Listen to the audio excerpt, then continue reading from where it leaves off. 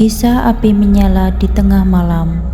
Di sebuah desa kecil yang dikelilingi hutan lebat, terdapat sebuah legenda yang diwariskan dari generasi ke generasi. Para orang tua sering memperingatkan anak-anak mereka agar tidak bermain di hutan saat malam tiba.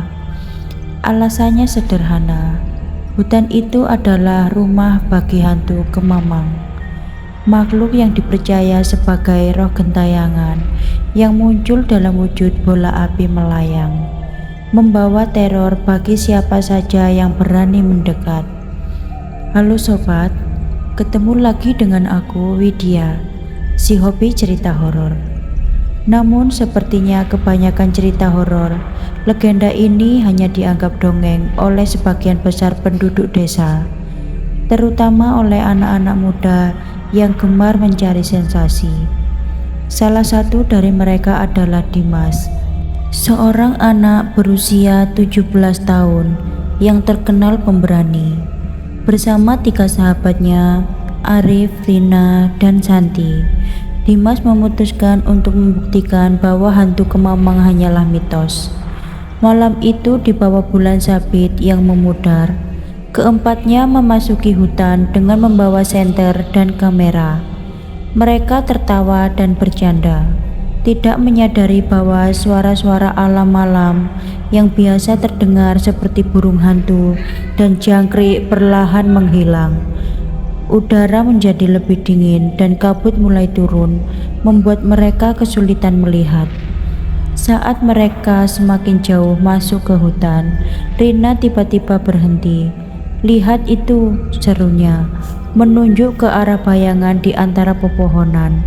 Cahaya orange kecil berkedip di kejauhan, seperti lilin yang berkobar-kobar. "Itu hanya api unggun," kata Dimas, mencoba tetap tenang.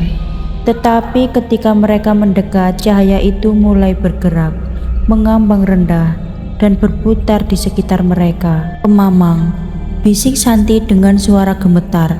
Matanya tak bisa lepas dari bola api yang semakin besar dan terang. Suasana berubah mencekam saat bola api itu berhenti, menggantung di udara hanya beberapa meter dari mereka. Dari dalam cahaya itu samar-samar terlihat wajah manusia yang terdistorsi, matanya kosong, mulutnya terbuka seperti berteriak tanpa suara. Tiba-tiba angin kencang bertiup, meniup daun-daun kering di segala arah. Kemamang itu mulai bergerak mendekat, mengeluarkan suara mendesing seperti minyak panas di wajan. Mereka mencoba lari, tetapi suara tawa pelan mulai terdengar, seolah-olah makhluk itu menikmati ketakutan mereka. Cahaya itu kini tidak lagi hanya satu. Bola api lain muncul dari dalam kegelapan, mengelilingi mereka dalam lingkaran yang semakin mengecil. Arif yang panik jatuh tersungkur. Ketika ia mencoba bangkit, salah satu bola api meleset ke arahnya dalam sekejap. Ia menjerit, tubuhnya seperti terbakar, meski tidak ada api yang menyentuh kulitnya. Dimas mencoba menarik Arif, tetapi seolah ada kekuatan tak terlihat yang menahannya. Mereka akhirnya menemukan sebuah gubuk tua di tengah hutan, tempat mereka berlindung. Di dalam gubuk mereka menemukan buku usang yang tampak seperti catatan. Ternyata legenda hantu Kemamang bukan sekedar cerita. Di masa lalu seorang dukun di desa itu mencoba menggunakan ilmu hitam untuk mendapatkan kekayaan. Sebagai akibatnya ia dihukum oleh para leluhur dan rohnya terjebak dalam bentuk bola api. Ia menjadi penjaga hutan, memburu siapa saja yang masuk tanpa izin. Ketika mereka membaca, suara dentuman keras mengguncang gubuk itu. Jendela dan pintu terbuka sendiri, dan sosok Kemamang melayang di ambang pintu, kini berubah lebih menyeramkan. Bola api itu membesar, menyeburkan cahaya merah yang membuat bayangan pohon di luar tampak seperti tangan yang mencengkeram. Dimas dengan sisa keberanian yang ia miliki membaca mantra dari catatan itu dengan keras.